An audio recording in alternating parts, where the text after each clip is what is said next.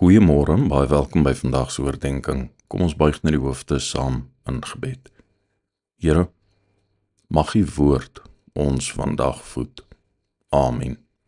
Ons voorlesing vanmôre is vanuit 1 Korintiërs 1 vers 22 tot 25. Die Jode vra wondertekens en die Grieke soek wysheid, maar ons verkondig Christus wat gekruisig is. Vir die Jode is dit 'n aanstoot en vir die ander is dit onsin. Maar vir die wat deur God geroep is, Jode sowel as Grieke, is Christus die krag van God en die wysheid van God. Wat vir die wêreld die onsin van God is groter wysheid as die wysheid van mense. En wat vir die wêreld die swakheid van God is groter krag as die krag van mense.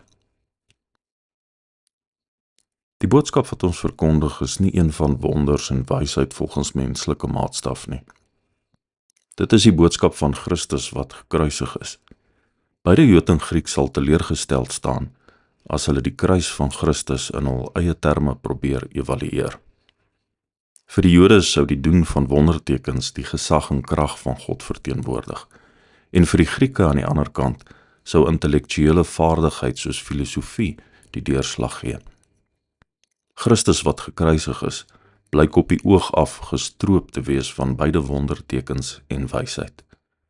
Die wêreld evalueer die kruis van Christus as onsin en dwaas.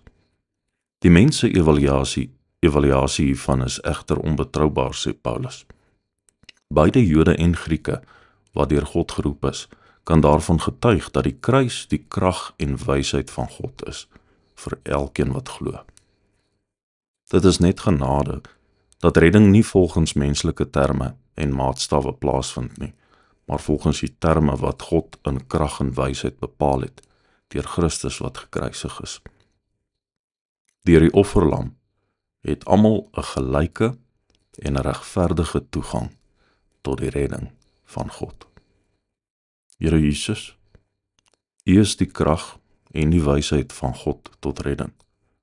Ek glo in U met my hele hart, siel en verstand. Amen.